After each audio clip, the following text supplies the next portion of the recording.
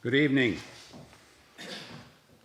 I call to order the public hearing and regular session agenda for the Planning Commission, January 3rd, 2023, Cape Charles Civic Center. Get a roll call, please. Grossman present. Ashford present. McCoy present. Holloway present. Smith present. Let it be known that we have a quorum. I'd like everybody to stand for a moment of silence, followed by the Pledge of Allegiance, please.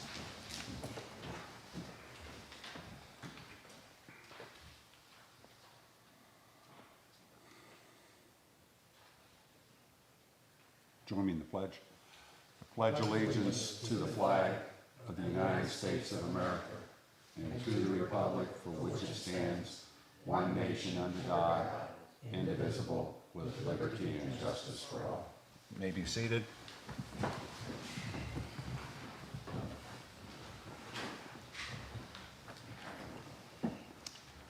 you go. Good. Happy New Year to everybody. I want to welcome our two newest members of the Planning Commission, Bill Ashworth and Shannon Smith. Welcome. Thank you. Thank you for Mr. Chairman. thank you for volunteering. Absolutely. And, it's great to have you on board. The next item is the annual reorganization of the board. Item 4A, election of officers for a term of 1 year, chairman and vice chairman. So, do I have any nominations for chairman? I'll make a nomination for Bill Stram for chairman. Second. Okay, any other nominations?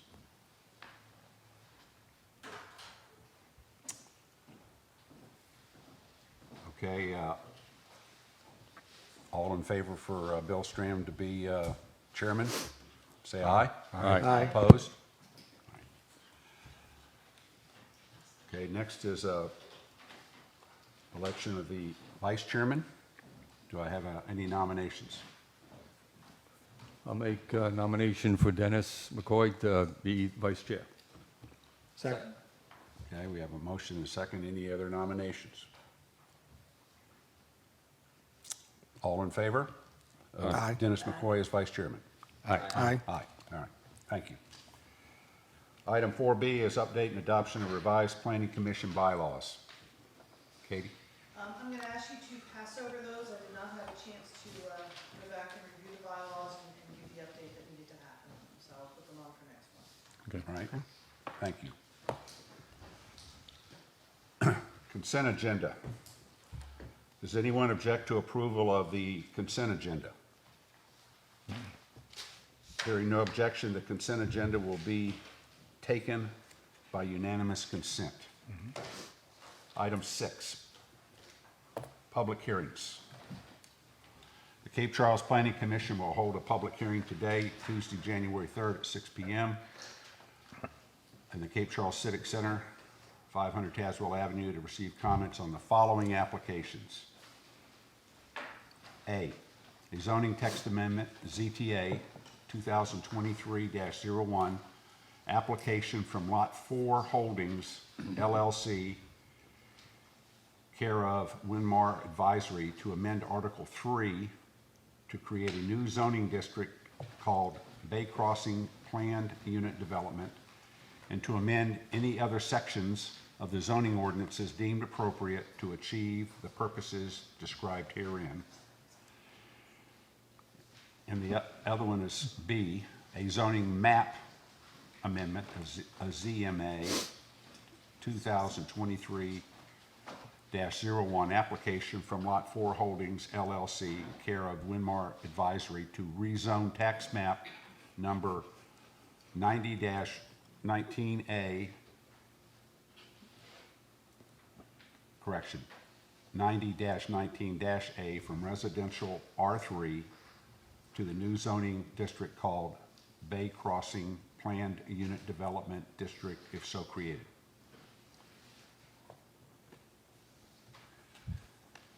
So, would you like turn it over to the zoning administrator. So this is on our website as part of the agenda. We've had this posted separately for almost the last month as its own application for both the zoning text amendment and the zoning map amendment. So I'd like to just go through the zoning text really quickly for you, and then I'll briefly go over the zoning map amendment, and then we, of course, will hear from our applicant who is with us this evening. So we have been working for almost a year on this particular project when this came to our attention with an interest from the developer wanting to explore workforce housing because he had heard this is a need of the community. He would like to help us try and resolve that issue. So as we sat down and started to talk about some of the issues and locations as to where we could place this, we recognized we had both town property, plus there was private property that was located on the far edges of the town that was of a sufficient quantity and size that we felt was viable. There were some hindrances to it, but we felt they were easily achievable to overcome those hindrances. And so we've been working on those for the last roughly year to see what we need to take to resolve them. One of them being the actual zoning language that governs the current zoning on this property, which is zoned R3. And the particular property we're talking about is currently owned by General Builders LLC, unless things happen today. Tomorrow? Okay. It's owned by General Builders LLC, which some of you may know as Angelo Manuel, and it's actually the 11 acres located behind the 4 one-acre lots that were divvied off. And within those 4 one-acre lots, one unit has been built by Mr. Manuel on his property, that front on Old Cape Charles Road, to kind of acclimate everybody as to where we're talking about. And so within that, that's an R3 zoning today. And we felt that's a reasonable zoning, but as we look further into it, there were some hindrances that Mr. Marine, who came forward as a developer, indicated would be better if we could have some allowances made on those setbacks, on those density allowances, on the size of the units, on a couple of issues. We weren't exactly clear when we first began our discussions what all the allowances would need to be. We probably named 3 or 4 that could potentially be necessary. We explored how to go about achieving those. And first off, yes, you could apply for a variance on each and every one of those per building. That doesn't give the certainty that he would need as to locking down what the zoning is for the community. It would be at the mercy of going before the Board of Zoning Appeals. So we felt that really was not the best path forward. So then we looked really long and hard at a planned unit development and felt that really would be the preferred path to move forward. It would create a new zoning district. It would limit the intent of that zoning district, expand it as well to include what the identified commercial requirements would be under a PUD, and would allow us to set those parameters on both the size of each unit, both in square footage. If there needed to be some height considerations, we would throw that in. We looked at all of it, so we felt the PUD was really the best vehicle to move forward with, and that is what is the zoning text amendment before you this evening. So as you look at the application that was submitted, he did fill out the entire text amendment, and his specific changes are listed here. So anything that is listed here is a deviation from the R3 zoning district. So that's really how we focused when we went forward to prepare this, is what does it differ in? And if it's exactly the same, we don't regurgitate it. We just indicate we're going to defer back to the Cape Charles zoning ordinance, R3, for the remaining language to stay there. So this is only deviating all of those individual characteristics that would be unique to the Bay Crossing PUD.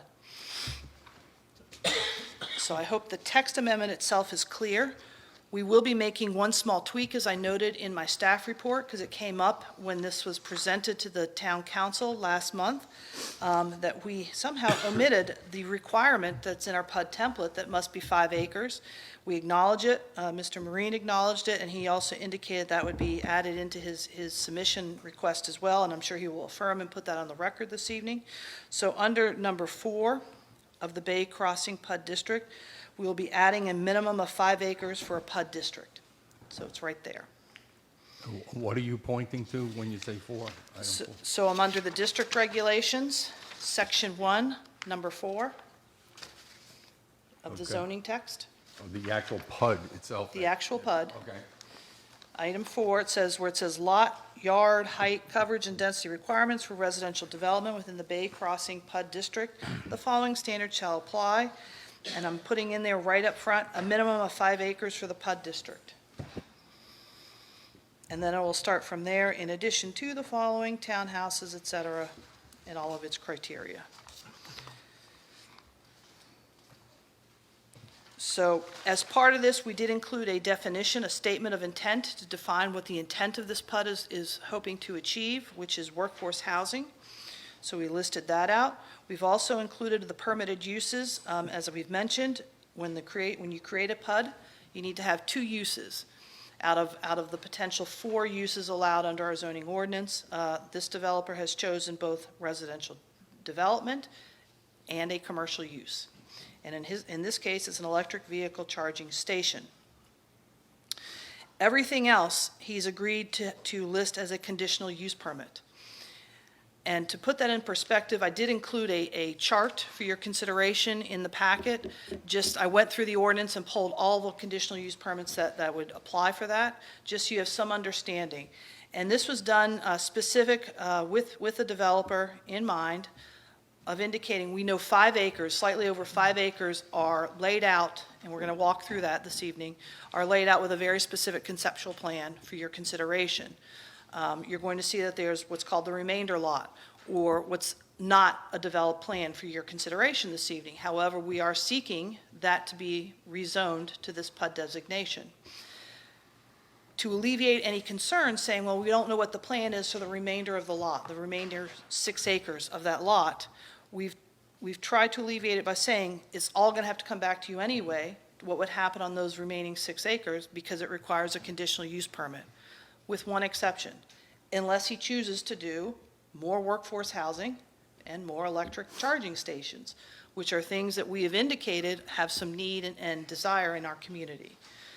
Beyond that, it would have to come back through a public hearing process to this body and to the town council for review and approval. So we felt that addressed the issue without having a full conceptual plan for all 11 acres. We felt that was a reasonable solution to move forward on. I'll stop there on the text amendment. I think that hits the highlights of it. Again, I do want to stress, he has to follow all the other provisions of our ordinance unless it's spelled out already in the text amendment as a deviation. So he has to follow the Stormwater Act. He has to follow the Chesapeake Bay Act. He has to follow erosion and sediment control. All of that are still elements he will have to comply with under our zoning ordinance. There is no deviation of that from this document. Okay? Mhm. So I'll stop on the text amendment piece. I'm going to turn to the map for just a second, just so everybody's clear exactly what we're talking about. So in my staff report, I know it's a very small map, but I'm going to hit on it because it had it's been our running map for a while now. The parcel outlined in blue is the parcel we are talking about. Those are the 11 acres. It has frontage on Cassatt Parkway with a slight bit of frontage on Old Cape Charles Road. As we've walked through this process, we've indicated the primary access will be off of Cassatt Parkway. The primary access will not be off of Old Cape Charles Road. I cannot say that there will be no access because VDOT has already weighed in on some of this issue for us and talking with the developer. They would be looking for some limited access from Old Cape Charles Road, primarily for emergency vehicles. So we wanted to make you aware of that. I highlighted in that light blue next to it with the Keck Well area shown, just because a lot of people have heard of the Keck Wells. They don't really know where it is. That's where it is. That's the first thing. Not all of that parcel is where the wells are located. It's really a corner section up in that little corner. I've written where Keck is. It's up in that area. And we will be looking down the road, I think, to eventually subdivide that, and the town will make a plan what will they do with the rest of the property. It is not part of this consideration at this point in time. a Doesn't mean it reference. can't happen, Right. and he can come forward and put forward such a request for the town's consideration, but we're just doing that to kind of acclimate people. And it was relevant in our conversations relative to certain utilities, and so it made some sense to include this in our conversations. And so with that said, I'm going to stop on the map, and I hope that addresses things. It's not part of your consideration for this, but I just wanted to make you aware there are still ongoing conversations with the town and the developer relative to the utilities, and those are being handled separately, and I think appropriately by the town, specifically the town council and the town manager. So I will stop there for any questions you may have. And if you have none of me, then I will open the floor to Mr. Marine, if you would care to. Yeah, Any no, questions? I'll hold my questions until after the public meeting and we get into our discussion. All right, Okay. thank you, Katie. Thank you. Mr. Marine. Thank you.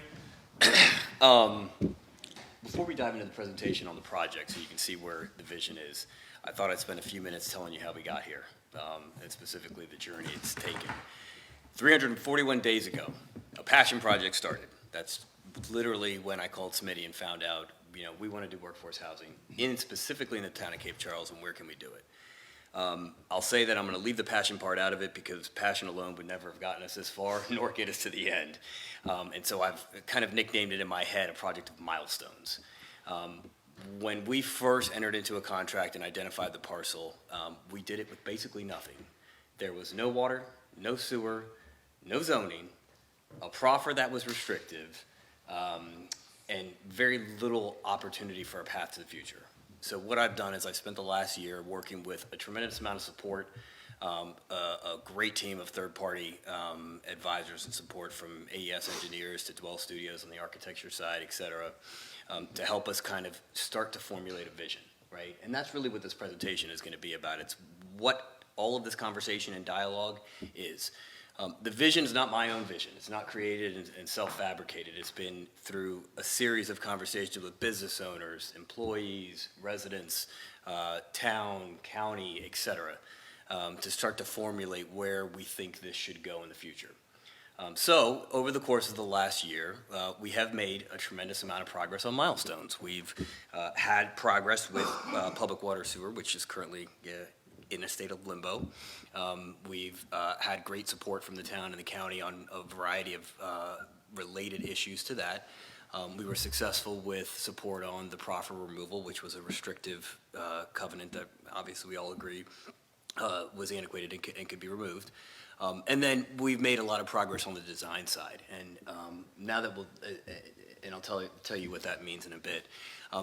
And where we are today, today's milestone, from my understanding, at least my perspective of it, is we're going in for a zoning application. Currently, the property is by right R3 multifamily zoning. To me, when I went through it, and while there are very small nuances like setbacks and things like that, there's really one thing that I need, and I need to build residential units under 1,000 square feet, because whether it's here, whether it's in the state, or quite frankly, mostly across the country, a non-luxury product is just not economically viable in today's construction and economic climate at 1,000 square feet. So that's where we are today. We're asking for support and help to advance what is technically the R3 zoning, but without the 1,000 square feet. And if we can make it through this and we can get to the next milestone, the next milestone will be doubling down on design, construction, and advancing the utility conversation and dialogue. One of the things about the R3 and the variances that are associated with it is when we started this project, I said, look, the instructions to the engineer and the architect were stick to the R3 with the exception of 1,000 square feet. So let's go build something, and then let's design it, and then let's make it economically viable. Then let's go back to the code. So we threw the code away for a minute to see how much do we really deviate from. And then as you start to dive into it, you'll see where some of our influences are. A lot of them are far less restrictive than what the code is asking for today, i.e. parking, open space requirements, et cetera. So everybody up to speed with where we are? Mm-hmm. Okay. Katie's right about the EV charging. Had we gone down a zoning variance, my understanding is I would have had to fully engineer construction documents and design a project and hope that then somebody would agree to it, which is, in my eyes, a backwards expense. And obviously, this has been a self-funded project to date, and so we've put a lot of exposure out to get to these milestones, but my vision here is this it's a decades-long type project. That's why my kids stayed out of school to come here. And so I'm looking at this as we're in it for the long haul. And the most important thing is tackling the first milestone of workforce housing. In order to do that and to get to a PUD, we had to add a secondary use. So I chose a very economically friendly that aligns with our vision for sustainable in EV charging. As we dive in, you'll see that we've created what could be a future on this land, could not, but a main artery off of Casat Parkway. There is no replacement of Mason. This is a main street, very pedestrian friendly, raised crosswalks.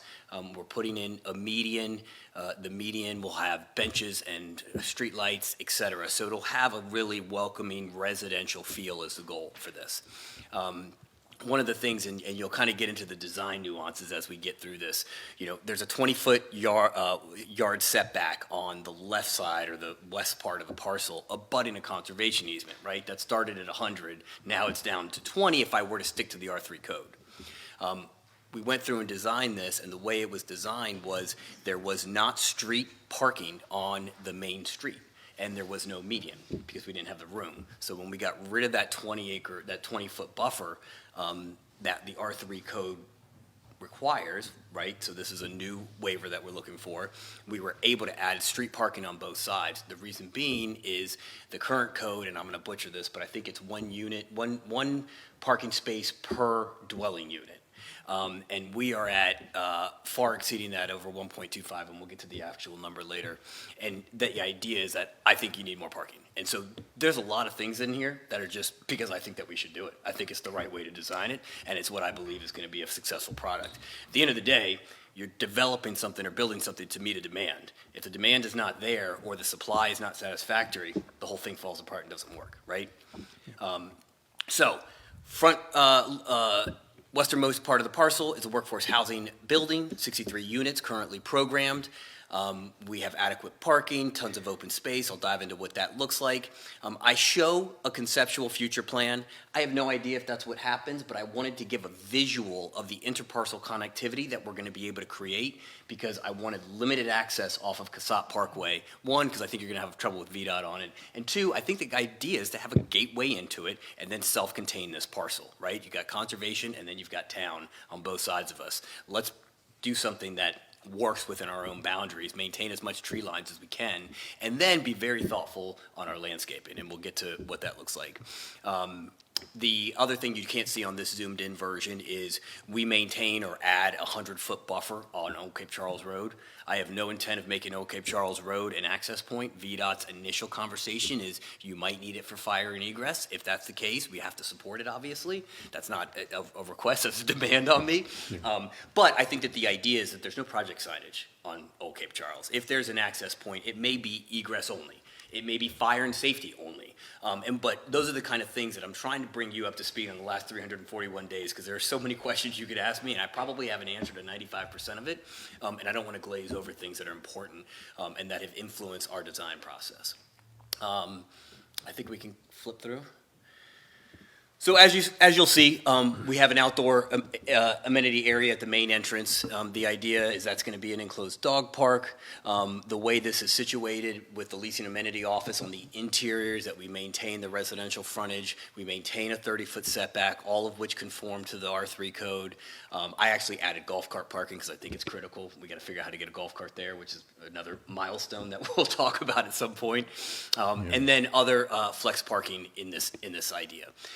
The thing specific to today's ask of 1,000 square feet is we've programmed 360 square foot studios, 520 square foot one bedrooms, and 700 square foot two bedrooms, of which you'll see 11% are currently programmed. Those numbers can change a little bit as you can kind of see the design of the interior units can play out. But the idea about the vision here, and one of the things that I've gotten the most feedback on, and my wife's a teacher, now social worker, but is a teacher element. And the fact that there's an element of transientness that I've heard about. I obviously not transient because I've been coming for 12 years and now I'm here to stay. You can't get rid of me. But the idea is that we want to build and develop a sense of place. It's an antiquated term in my day job of retail, but it's really something that we're going to bring into this project. And that's why we say we want to have outdoor, an abundance of outdoor amenity space, of which we currently have 12% programmed. So when you look at the density of this project, from a density standpoint, is well within and far less than the R3 restrictive requirements. Again, we're talking about 1,000 square feet inside the building envelope. The building envelope itself meets every or most of the R3 requirements, including the 40-foot height. We have 1.25 parking spaces per bedroom. That might not sound like a lot, but when you're working in a world of percentages and cost, 25% more parking than what is asked of us.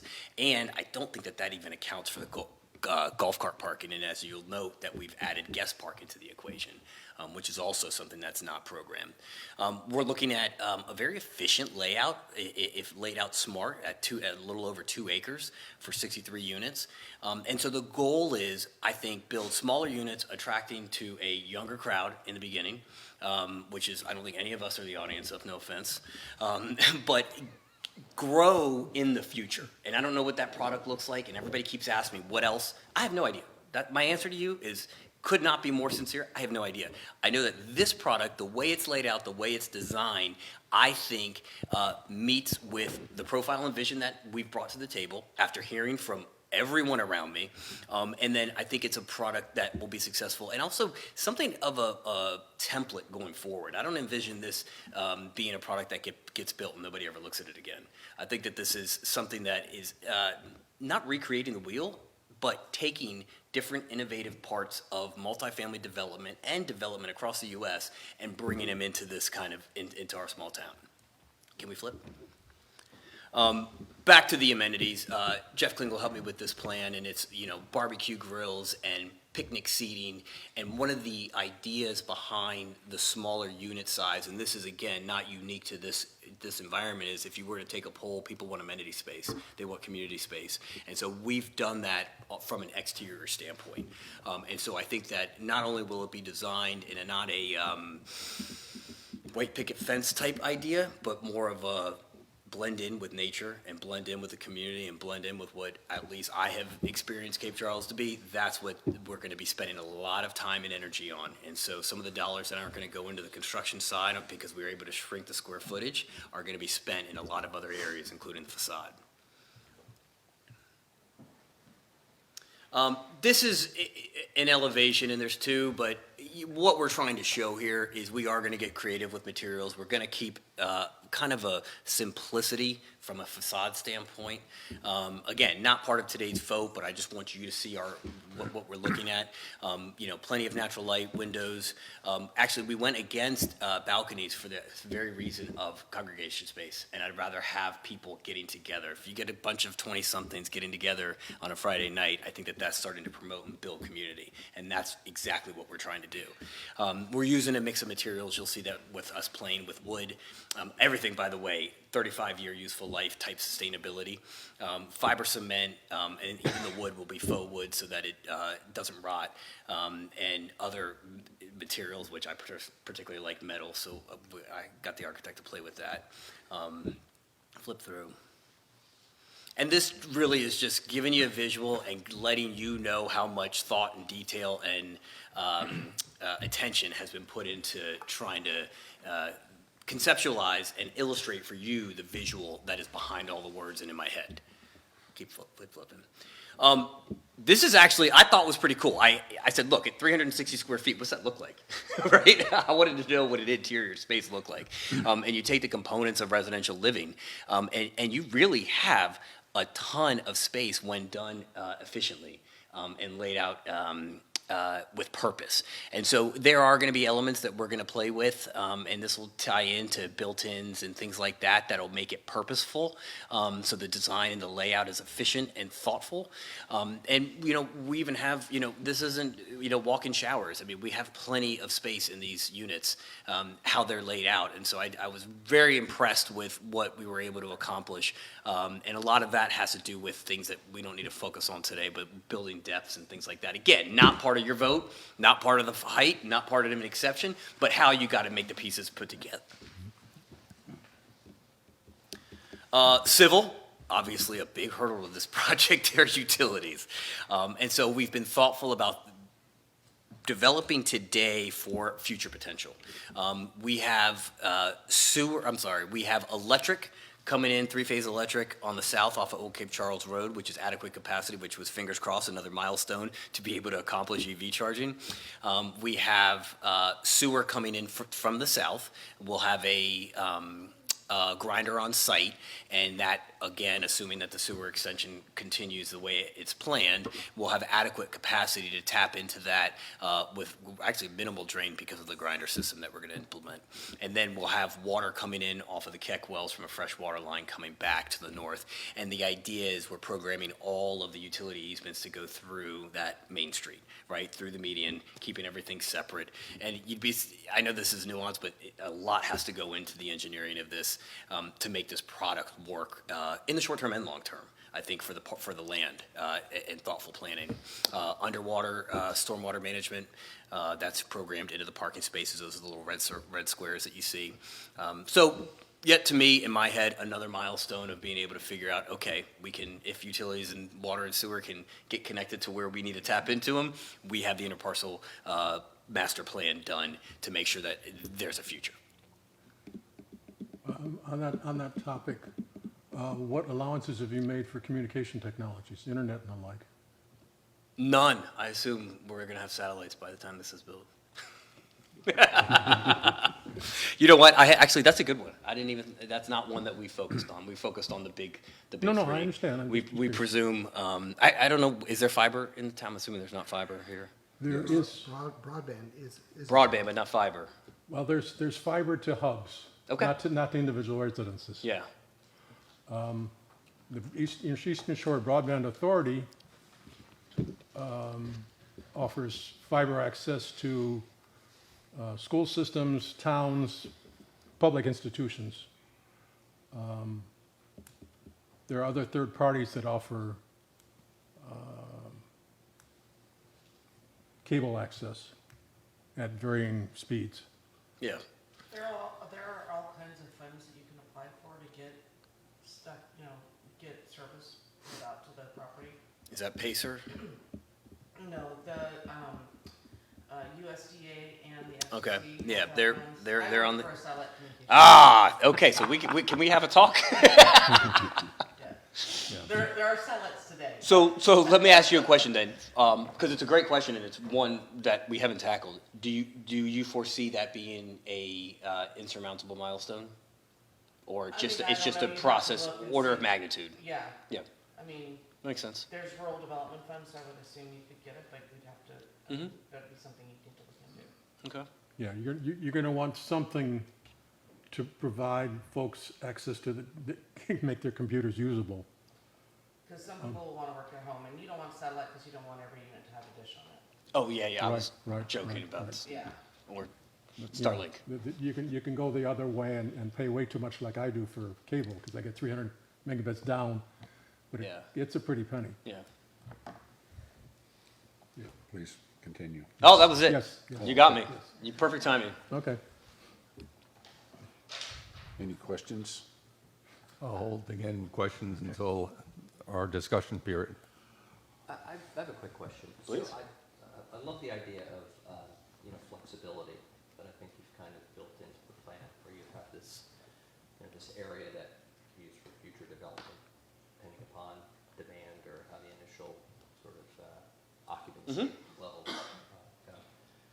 So, and I take your point about sort of younger people, like starting out, not representative people on the commission here. So,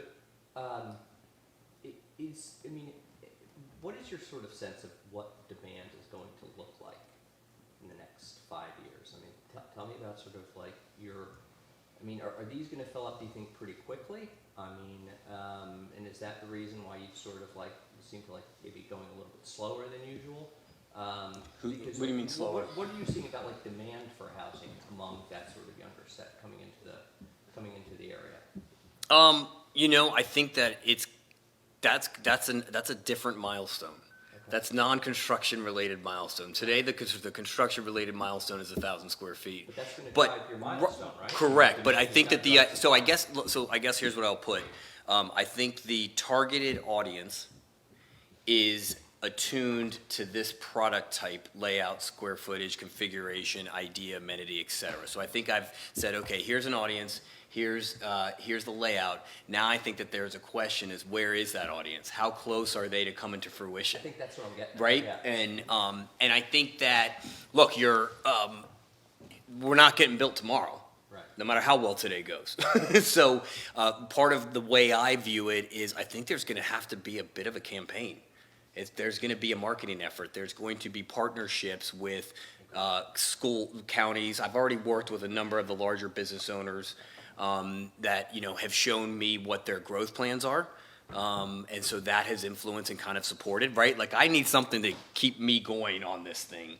And so I think that's a part of it. There's been some questions. So the 60 unit, it's like, I'd love to build 20 and 20 and 20, right? That's economically impractical. And so that's where the challenge, that's a little bit of the challenge. The efficiency in the model of what we have at 60 units is just the sweet spot of density and efficiency. Currently, we're in process working with Virginia Housing, who's supporting 60 as a first phase type conversation. And so, look, I think here's what I will tell you. If we were building a third tier product, I would be concerned about demand. And I think when you build a first tier product like what we're envisioning that has a level of innovation and thought into it, I think you're going to create demand. And I think you're going to, and when I say create demand, I mean that from a sense of we're going to be competitively advantageous, right? You drive up the shore, up an hour north, half an hour, you can go over to Virginia Beach. I don't see a comparable product. And my last question was, and this is just out of my own Sure. curiosity. Yeah. Having had to move into that hybrid work model over the past like 2 or 3 years, right? Where Yeah, you can be in the office, no, you can't be in the office. that's why I'm here. Right. And one of the things that I always found that I had trouble sort of finding was like a business center where I could actually sort of go, where it was quiet, like a T1 line, it had a cubicle, Yeah. where I could just go for some peace and quiet. Kids were screaming, right? Stuff was going on in the kitchen. I just needed a place where there was a printer yeah. and a broadband connection. I mean, is So that in the future? if you sort of- look at that or is that already here, it's part of the plan. See the leasing amenity space? Yep. So that's technically 3 units. So that's probably, and you take out the hallway. I think we looked at that and said that's like 1,500 square feet. That's where we're saying, okay, we can do something. We can carve out a flex space. I mean, in my 7,500 square foot offer, 9,000 square foot office right now, we just knocked out 3 offices, and we're creating a flex work environment for my team and my staff that's going to basically house 12 people, right? It's counter setup, bar setup, TV, a 4-person lounge area. It's just, and then a few workstations across the wall with monitors that are always there, and then you plug in a laptop. So there's a lot that can be done in very little. But yes, to your point, that is something that I'd like to see, because I think it would. I mean, honestly, I think you could, if you build the amenity space correct, I think it could be a bit of a entertainment center in the winter, right? And a bit of a hybrid work model during the day. Like, it could have kind of wear 2 or 3 hats. Some of that's going to be dictated by what I can get away with Virginia Housing, and some of that's going to be dictated by the overall financial model. Thank you. Any other questions? Well, thank you, Mr. Marine. Very That's it. well. I said, okay, yes, thank you. So now we have public comments. Sam Jones. You have 3 minutes, sir. Thanks, sir. Name and address. I'm Sam Jones, live at 538 Monroe. Have moved my cats over from Williamsburg, which means we now live here permanently. So, first off, Happy New Year to everyone, and thank you for your service here. First, I want to say, totally supportive of workforce housing. I serve on the board of the Eastern Shore Habitat for Humanity. We see lots of housing needs and of all different types here, and anything that addresses that is a good thing. Just a couple of points about this particular project as you go through it.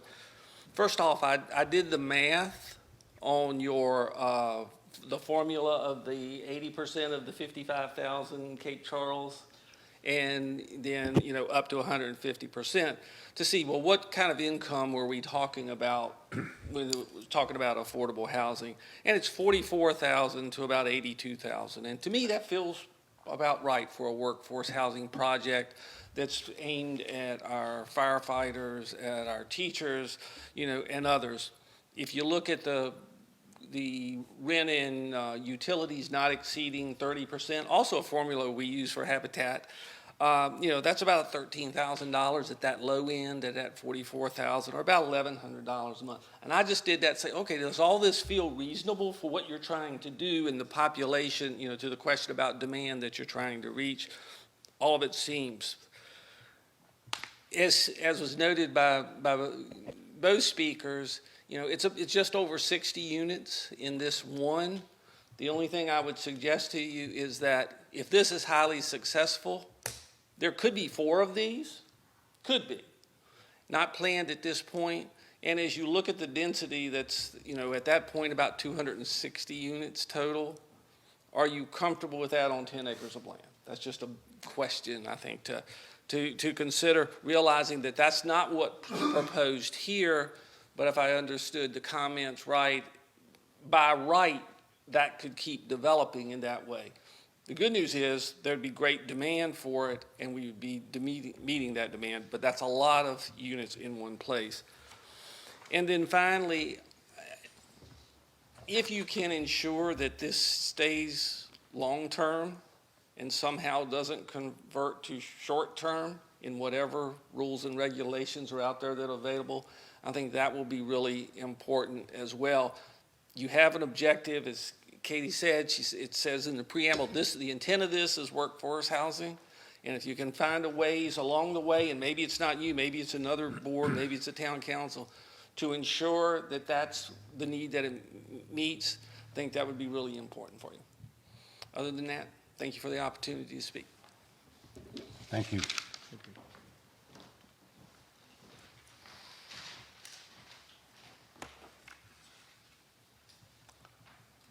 Okay, there's no other public comments, Katie? Just that one? There weren't, none submitted by, Nothing else is coming. I'll make a motion that we close public hearing. Second? so we have a motion and a second to close the public hearing. Any discussion? All in favor, say aye. Aye. Opposed, nay? All right.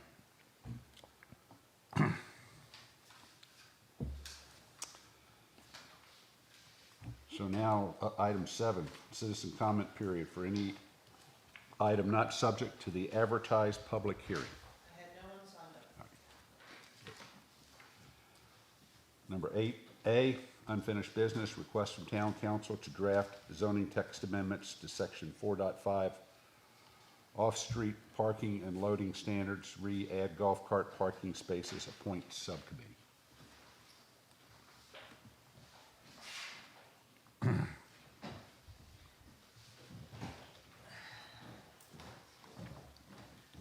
We brought this to you at your last meeting.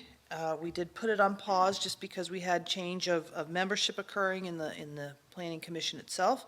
And we felt until we had a full complement of appointments, we would not want to make this selection. But we are here this evening. Part of our conversation at that time is we felt a subcommittee would be a useful vehicle to pursue this with. And so we want to appoint 2 members of the Planning Commission to a subcommittee tasked with taking up consideration of looking at our parking regulations specific to golf carts, and more specifically to municipal uses and golf cart parking associated with said. Just as a reminder, this came about from a conversation occurring as we are working on designing the municipal building and its parking lot. And so we want to ensure that we are designing parking that meets all of our parking needs and wants of the community, not just what's on our books today. And currently, we don't think our ordinance fully reflects our intent of incorporation of golf carts and its usage throughout the community, including new structures, new uses, new buildings, new everything. So, with that said, I am back before you this evening to see if we can have a few volunteers. I have a question on scope. You're talking municipal facilities and golf cart parking as opposed to a need for a strategic parking plan across the entire town. I just want to make sure what the focus is. You said golf carts, but then the resolution talks a little bit more, and is it limited to municipal facilities? The resolution that came from town council is very specific, asking us to take up this ordinance, section 4.5, off-street parking and loading standards, to add considerations for the parking of golf carts in the table of parking standards.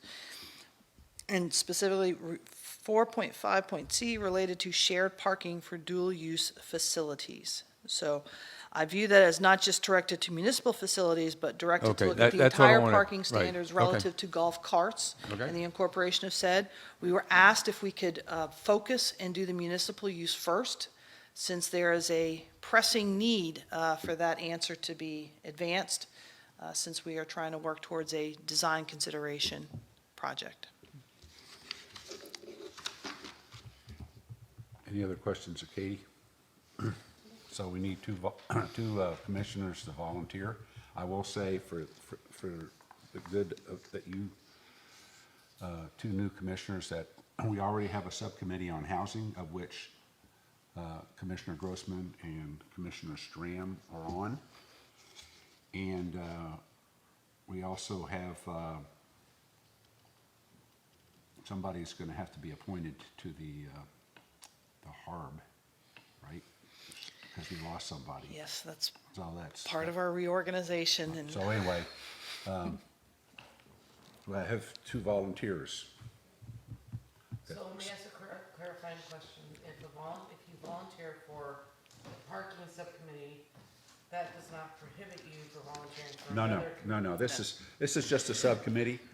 And so it's gonna look at, bring it back to the commission to let us, you'll have to meet at a separate time, just like we normally meet on a Friday. So, it may take 6 months, or it may take 3 months, I don't know. So, but you arrange the meetings that fit your schedule. Yes.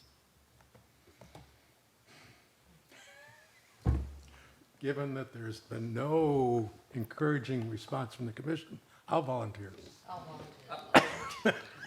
Oh, Bill's got it. No, you can take it. So, Dennis? Commissioner McCoy and Commissioner Smith. Okay.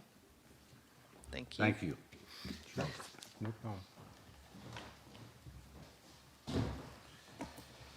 problem. Number 9, new business. A, zoning text amendment, application from Lot 4 Holdings LLC, care of Weimar Advisory, to amend Article 3 to create a new zoning district called Bay Crossing Planned Unit Development, and to amend any other sections of the zoning ordinances deemed appropriate to achieve the purposes described herein.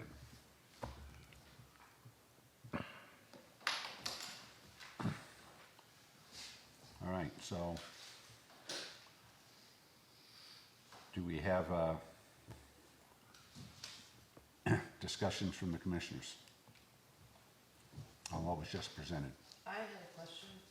On the electric vehicle charging, is that a revenue generating endeavor for you? Okay, so it's offset. It has to be in order to satisfy the use. Are you draining electricity off the city grid, or are you planning to offset that with solar covers? We have explored a solar element to it, and we're working through a grant that might enable us to do so. I'd love for there to be some sustainable element to it. Okay, because it would be interesting to know how much that would impact this city power, but I don't know how many spaces you're looking at, but those cars consume quite a lot of power. If you plug a Tesla into your house, it'll take you about 2 30 days miles, to so charge on a it. 60 amp breaker, you get 30 miles per hour. And on a supercharger, 150 kilowatt supercharger, you're gonna get, probably you'll get 200. So it's a 5 to 7x what your house is. So did the power company say that they could support the power bill? The conversation, because if we didn't have three-phase power to the south, that would have been a different hurdle. So we had that milestone, so I've told plenty of power, no issue. I haven't heard anything about a supply issue on a strain of the grid. I know there was a lot of conversation about that for water, which has been satiated, so.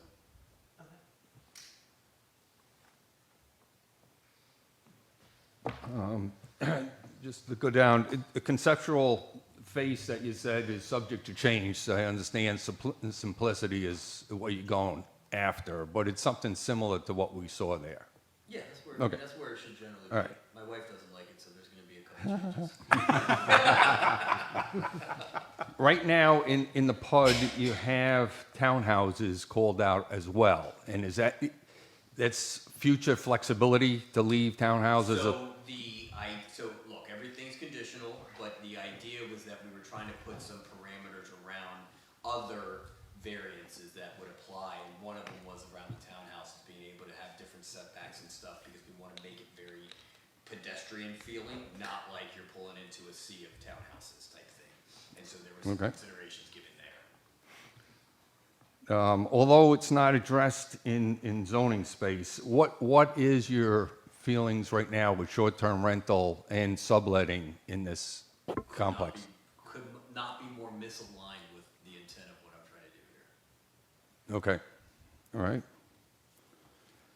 All right, and the last major thing I had there was the intent here, targets workforce housing, which we all want.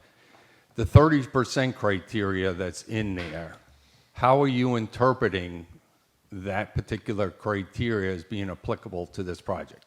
I'm interpreting that 30% threshold as being far above what I have to charge in rent in order to solve the problem that we have. Okay, can you explain that? Because I saw, So you have a 30% threshold on Go ahead. $90,000, which is $27,000. So you've got a $2400 a month unit. That's in any pool of anyone that I've spoken to. What's the target solution, and where are we trying to be? And $2400 a month is just simply not it. all right, so I'll ask Katie now. With the words that's stated, we don't have any reference in ordinance space as to affordability or workforce, although we're working on that as a subcommittee. Right now, with his interpretation of the 30%, it's really 30% of your 150% AMI, if I'm understanding it right. Correct. That's the 27 I just brought. So it does not apply, it's different from what you presented in your table to your staff report. I presented what could be the range, from the bottom to the top. All right, So currently, we're working through, and I'll try to see if I can figure out where you're going. We're working with Virginia Housing. They have different programs. They have programs, and Virginia Housing it would be the debt. There's no private placement or private sector debt on this that would make this project viable. In fact, from 341 days ago to today, the interest rates have gone up 2.5%. I mean, 2.5 times. Yeah. Not 2.5%, 2.5 times. And so we're going to have to adhere to. I have no other option but to use Virginia Housing to get this project funded, unless somebody's going to write a check in full equity. And so the program that we use from them, they have different programs. They'll have one that is 60% of the units have to be at 80% of AMI. The rest can be luxury. My intent in sitting with Virginia Housing was I have no intent of doing luxury. So let's go with the program that gives us 100% income restricted, hopefully in turn getting more favorable terms because we're agreeing to 100% income restrict that building, right? And so when you do that, you're working off of their program. Their program is 150% of AMI. Our AMI is roughly 60, 150 is 90. We're at 90 and you do a roughly 30%, you're at 27,000. Again, a number that doesn't solve anything for us. So we're having to design and build and develop something toward a much more attainable rent structure. And the only way that we can get a milestone to get toward doing that, because there's a whole lot of other challenges we'll have between now and then, interest rates aside, of figuring out how to build a product at a rental rate that we all deem in our heads attainable. In order to have that next part of the conversation, what's off the table is 1,000 square feet. 1,000 square foot unit minimum size is 100% prohibitive to make this project move forward. That's today's ask, 1,000 square foot minimum size. And I've given you a visual, an illustration and a representation of how we think we can build something like that, because everybody has to kind of understand what that means. And when you look at what we have and where we are today, that's the present hurdle. All right, so continuing on, I think we have a disconnect with regards to those words that are in the PUD, because the PUD says your range is 80 to 150, but it also conditions that any rent will be no more than 30% of a person's salary, not at 150. So the wording, if left as is a problem. I think the 80% threshold should, quite frankly, be removed based on the feedback that I've gotten and that I've heard, and I don't think that there was ever a 30%. And I think the 30% was, I think the intent behind it was to illustrate for people what there is, but I think at some point we're starting to get into a pro forma instead of the zoning request, which is 1,000 square feet. Well, okay, so let me take it back again. Right now, I'm not sure if Planning Commission isn't overstepping its bounds with regards to imposing what I'd call rent controls here, all right? If you go to the state code and look at what our responsibilities, it deals with ordinance space, okay? It doesn't delegate into rent space. And I think by targeting the 30% there, that presents a problem for the applicant meeting the intent of the PUD document. If you go, again, to state code, you have to set up what they call an affordable dwelling unit ordinance that comes along with an authority, and it has all bells and whistles in order to establish that, which we don't have. So that's why I look at this 30% criteria. Even the area medium income is another income target that I like. I like the 30%, but I'm not sure we have the ability to impose that upon this applicant. Right. That you're saying is not a condition that you're willing to live with on this development. You'll live with. You did impose this on him. This Excuse- was his application. This was his zoning text amendment. Well, I'm asking for a clarification I'm to just make making sure. that clear. You're Okay, saying okay. You're imposing. You didn't impose this upon him. Okay, This is and his I'm asking, application to this community. by that language, this is what I'm reading as you're imposing on yourself. And do you realize what that means? I think we need to eliminate the 80%, and I think we need to eliminate the 30%, because I think that they're misleading that they're in positions. They're not in positions in the code, but I think that someone can interpret it. This is why, this is a constant dialogue. There's no linear conversation that's ever happening on this. And I think we look at that and say, if someone can interpret it as it's an imposing limitation, then yes, that should not be. Well, it is. Because we're in this is not, look, while I appreciate and value the public support, this is not a public-private partnership. There has not been to date a dollar from a county or town toward this project. When you're referencing the workforce at the state level and that they can impose restrictions on income or rent controls, those are generally in a public-private partnership where there's dollars being invested to subsidize that project. Right now, this is a completely private, non-subsidized project that in order to get to the next milestone needs 1,000 square feet lifted. And then we have 10 more milestones to get through with a lot of expense at each milestone, mind you, which is why they're milestones, because we're going and chiseling away at getting toward the end goal. All right, so to get to an end point here, if I go in, again, state code, when you talk affordable housing, it couples both the AMI and the 30%. What you're proposing here right now is to amend what you've submitted, take out the 80% and strike the 30% criteria for income level. I think that that would simplify it. But I mean, I'm interested, I need your feedback. Well, I'm saying if you can't live with what the actual 30% requirement is, It's in the statement of intent as illustrative.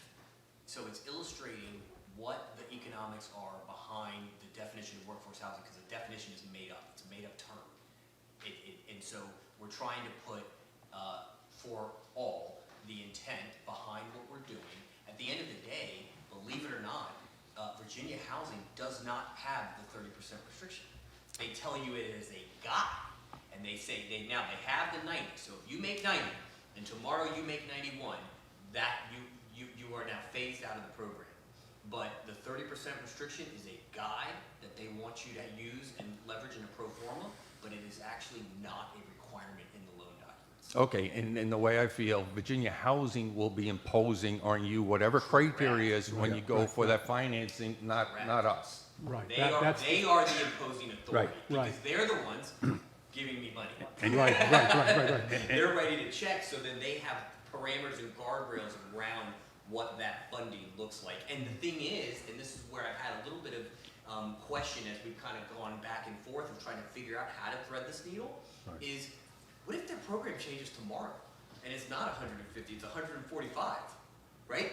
Or 155, think about it, right? If we have something that's limiting, this is illustrative in the statement of intent, but if it was actually a limiting factor in the zoning ordinance, we'd be Here's- back here again for 5%. We have very specific boundaries. We as planning commissioners have very specific boundaries that we have purview over. We're an advisory group to the town council, and money's not one of them. Plain and simple, right? Yep. Okay. So I think references to money need to be a little more vague. Yeah, that makes sense. Does that sentence even need to be in there? Well, I like the intent as targeting workforce housing. Yeah, well- Whether it should be there or not, and if he's willing to leave it, Okay. I'm happy with that. I think the idea is the intent that it's targeting workforce housing, period. That's right, as opposed to the definitions and the percentages, I Right. think it's kind of, to your point, really exposing, in a way, you to have to be having oversight over something that you're not supposed to have Right, oversight. right. The zoning, the core content of the zoning text amendment is the 1,000 square feet, adding another by right use with, which is the EV, and then Right. everything else is conditional, meaning Right. we gotta come and do this whole thing again, with feedback for anything else we wanna do in the future. Right. Which, again, if we do anything else in the future from a supply standpoint, is going to be, with the idea and the intent of solving for a demand that exists here. We don't even really have a definition of workforce housing. Our housing subcommittee has played around with the definition, but And this is the developer's I know, I hear you. submission in trying to answer that very question. What is workforce housing? Yeah. And this does come from Virginia Housing. These are the parameters they use. They're actually within our comp plan. We just adopted that and use that as a template model as well. So it's not an uncommon phrase or consideration for us. I think we're trying to inform the public as a large. What does that mean to us as well? Because otherwise you just say, well, we want to build workforce housing and stop there. What does that mean to any singular person? And so we were trying to put some parameters around that. So. If I could just interject something real quickly, I Yeah. appreciate the discussion and being aware of the authority of the commission. However, the commission's not making the ultimate decision, you're the town No, council. No. yeah, I You're just understand. making a recommendation to the Right, town council. Right. Right, I know that. So right, that's like right. too hung up on that, it's just a recommendation. Yeah, exactly. All right, so I'm going to end up amending that piece. In item number 2, Katie, it refers to any use allowed in the SC district. And I know that's already in the ordinance. I have no idea is there any way we can check to see what that is? I hate to just repeat it. exactly what it is. What is it? And I've actually told this to Mr. Marine, that when we come forward and amend the PUD ordinance, the Accomack Plantation PUD ordinance, that is one of the changes that will be made. That will be coming out of the town zoning ordinance, it will be coming out of the town PUD of Accomack Plantation, and in turn will be removed from this section as well. But it is driven right now because it's in the Accomack Plantation PUD. SC stands for Specialty Commercial District under that PUD.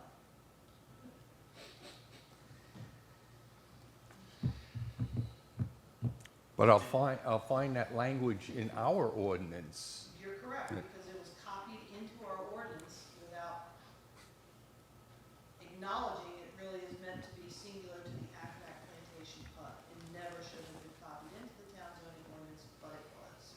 All right, so you're saying leave it? Leave it until we take it out of the PUD, which is where it all stems from. I gotta yank it from the root. All right, the last item I had was the very last item, 6. It's a terminology,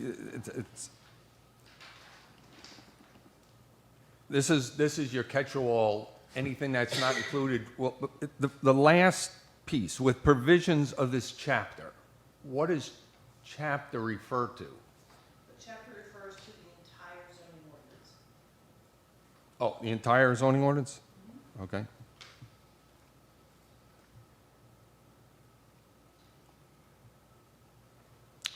All right. I think that hit all my questions.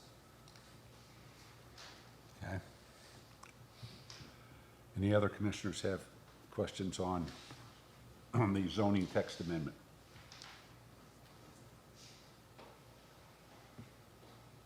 If I may, before you take a vote, we did prepare, not a specific one to you, but we prepared a resolution of intent that the town council did take up. It is worth noting because we did highlight within that resolution, the applicable sections of our comprehensive plan that deal with housing. And so we do want to make you aware, yes, our comprehensive plan, for those who've already forgotten, highly supports this sort of housing development. We referenced it, it is included in the resolution the town council adopted, and we would hope that would be part of your considerations to hopefully garner your support for this application. And it was in your, And it's in your packet. yes. It was in there. Yes, there was. And I even went back to the comp plan to make sure I read that too. Okay. For about the dozenth time. I'm ready to make a motion. And I'll limit the motion first to the text amendment. Yes, we haven't Okay. gotten to the map amendment yet. All right, so with regards to my motion, I'd make a motion that the Planning Commission recommend approval of zoning text amendment 2023-01 with the following changes to the PUD write-up. In the intent section, to indicate the targeted housing market is workforce housing segment, period, and eliminate any of the particular criteria there. In item 4, to add in the minimum of 5 acres for PUD district development. And that's all. Second? Okay, so we have a motion and a second. Any further discussion?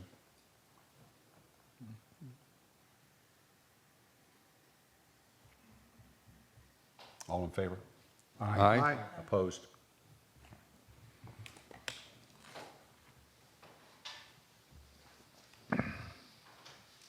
New business, item B, zoning map amendment.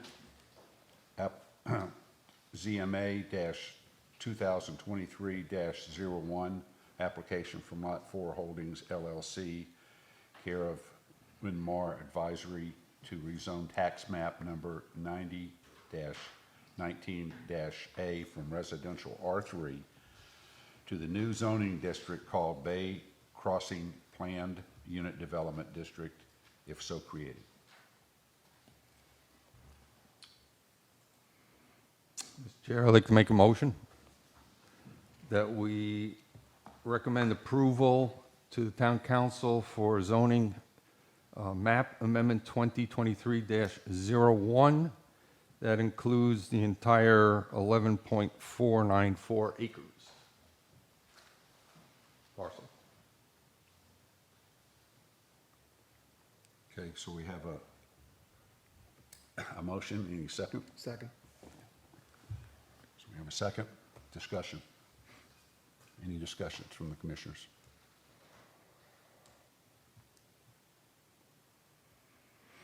Hearing none, all in favor? Aye. Aye. Opposed? Motion carried. New business C, Planning Commission Annual Work Plan with proposed calendar for 2023.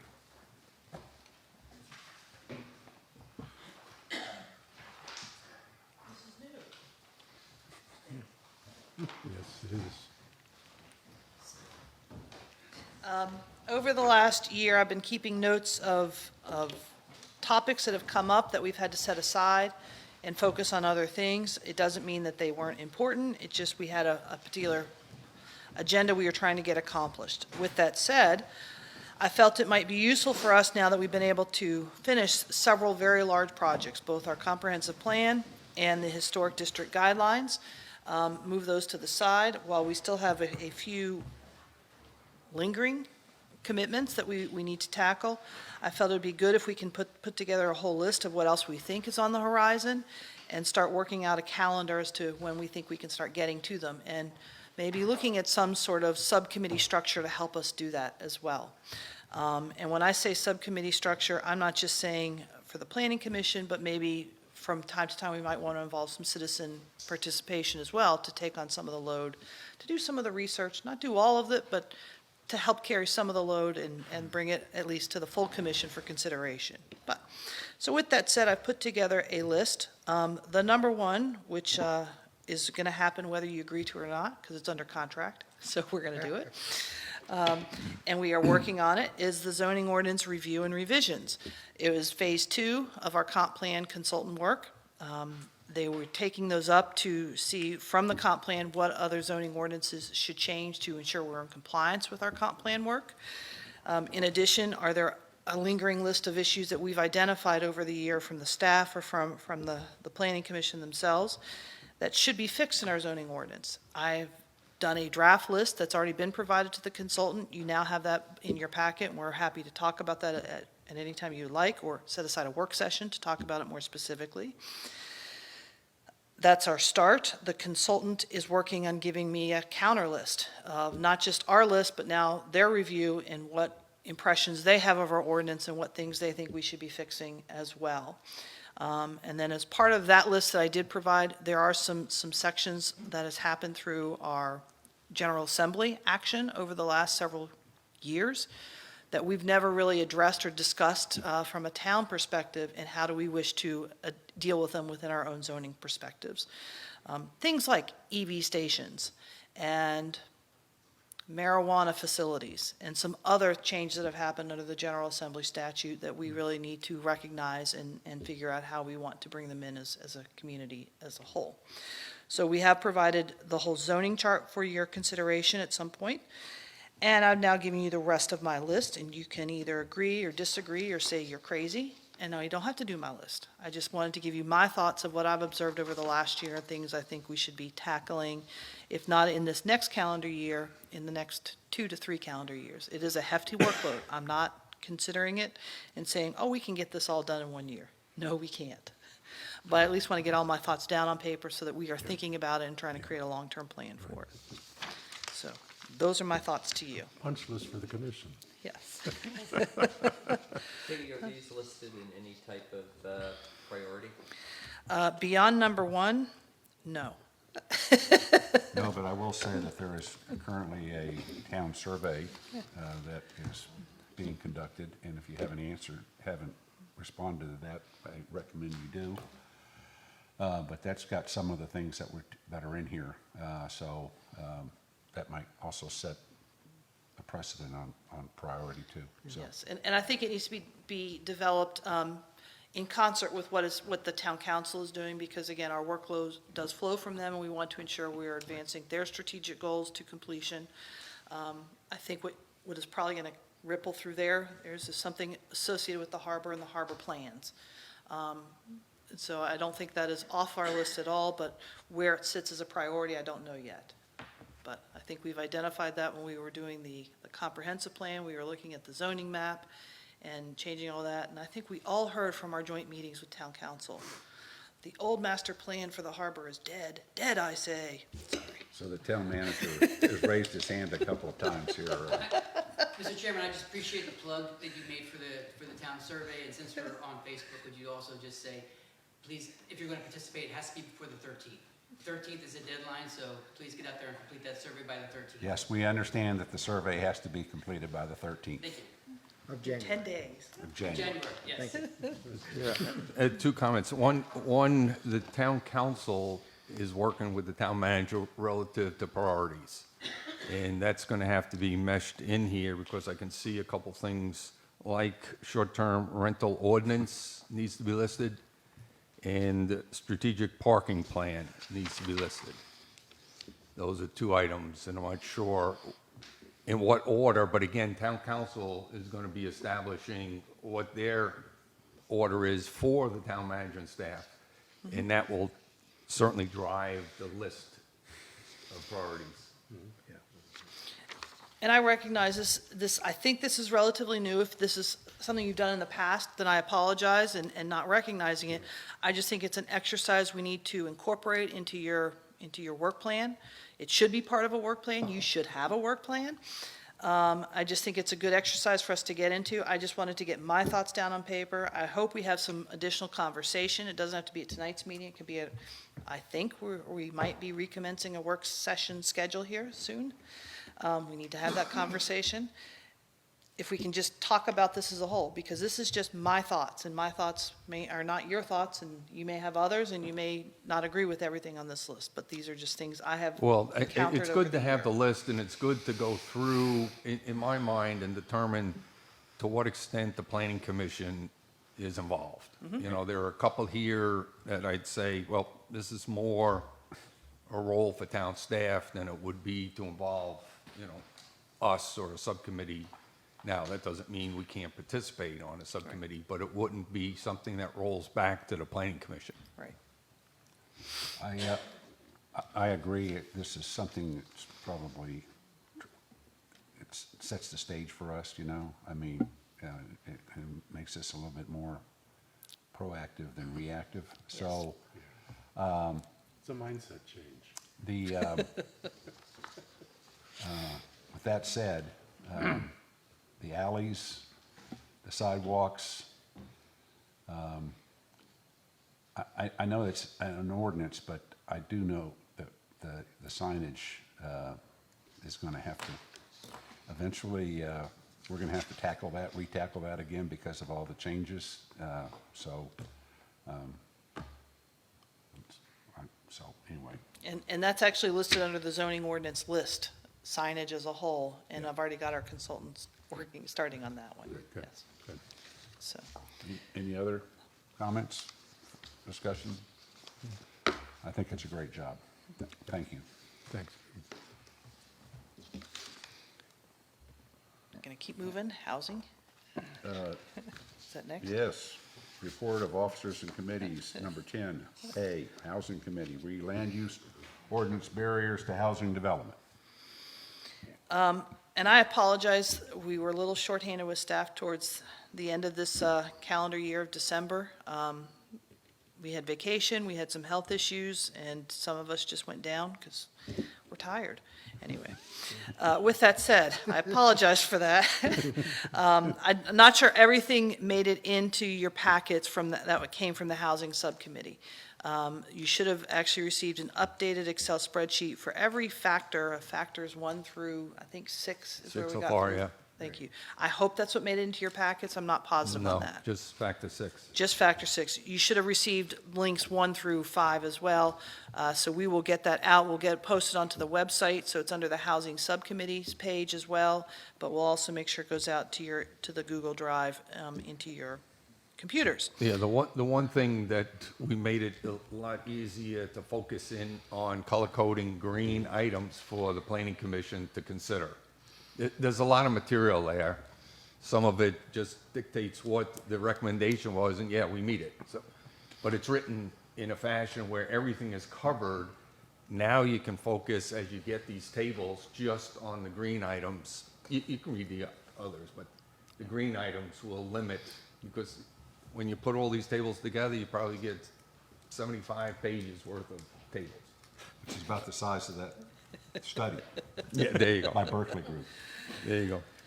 So with that said, what we would like to do, if the group is willing and the timing works, we would like to recommence our work sessions. Specifically start with the Housing Subcommittee's report, bring that back, and let us start bringing each of these items forward as a group, as a whole, and get a recommendation from the Planning Commission as a whole from this, which we then would take that recommendation and forward that to our consultant. So they have a chance to look at what you are recommending and see if they find that in accordance with all of our planning documents as well as with state statute. And then they would in turn give us a yay or nay, and then we would start developing what should be a comprehensive zoning text amendment associated just with housing issues alone. So that's my presentation to you this evening, and so I'm looking to hopefully get a Don't we confirmation. have a restriction on work sessions not providing any output? No, they You're- can't be voted on. Okay. that's- You actually can have votes as you want for a work session, but it's meant to be a deliberative discussion Yeah, I'm right, for sure. topic. We try and keep it a But when singular you topic. mentioned, Right. packaging something and giving it to somebody else to work on, that suggested a deliverable was provided as part of the discussion. I'm just trying to get consensus from this body, because at this point, it's 2 members of the Planning Commission and myself, along with input from various staff, in particular the building official, on all of the work of the Housing Subcommittee. And so now we need to broaden the horizon and get opinions from all of you as to what you think of this report Right. and our conclusions and consensus positions we're taking as a subcommittee. Yeah, yes, that's fine. So with that said, we were meeting as a work session the 4th Monday? I'm a little, I think it's third, isn't I it? think it's the third Monday. third Monday? It's in It's our been so bylaws. long. However, Third Monday, thank you. however, I can tell you that because of the first Monday being yesterday, things changed, at least in my case. So for what I have for a normal second Monday is now a third Monday. So I can't make this a third Monday this month. So, and since we do have new commissioners and we wanted to put this out to everyone, do we want to select the same typical schedule for a work session, or do we want to pick a different timeframe? Yeah, that's a good point. I mean, I don't know what your other agendas are or stuff, but And typically, we were doing that from 3 to 5, if I'm remembering correctly. Right, 3 o'clock, yeah. well, if that's the case, if that's the case, first of all, the third Monday is Martin Luther King holiday, so that won't work for you. Well, you guys have a grand meeting. Well, we've got factors 7 and 8 I know, still to do. We still have a little bit more work So as a maybe subcommittee. that January gives us time to, So potentially then, would you consider, because I think we have 5 Mondays in January, We do, don't we? yes, we do. So if we could either look at the 4th Monday or the 5th Monday as a potential alternate for us to meet as a work session.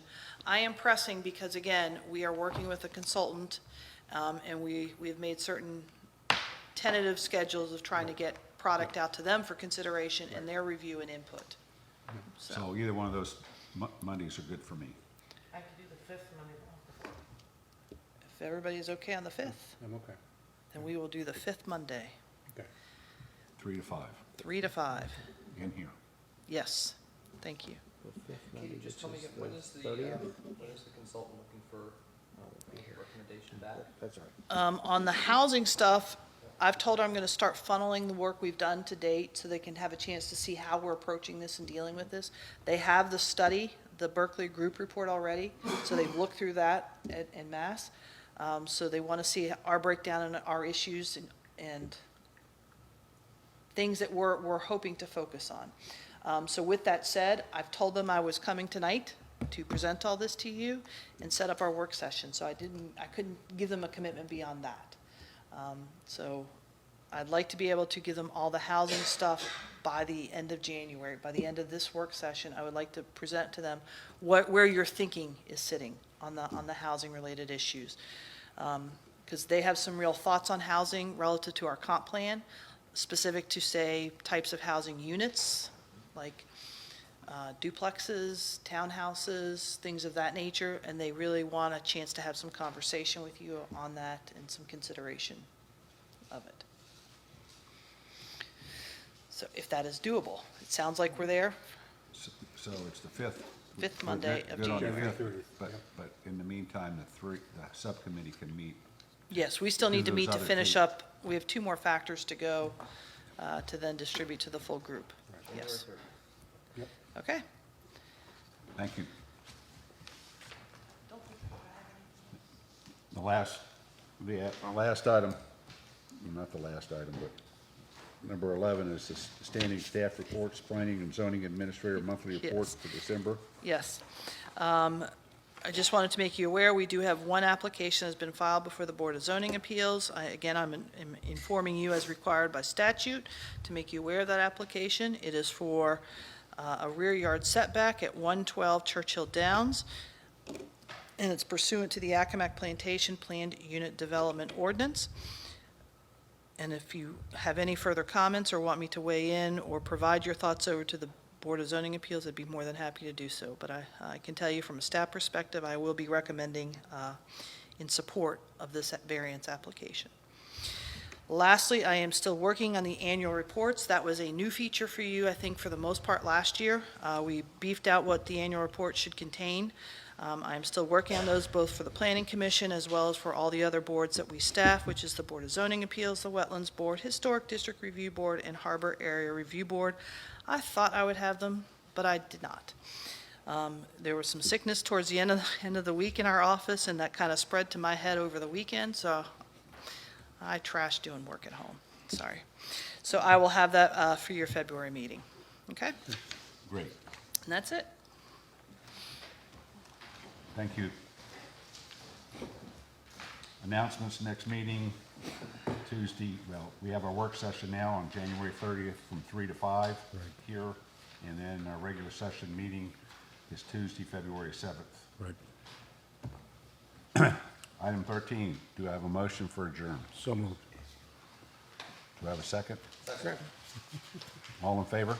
Aye. Opposed? Thank you, everybody, for coming.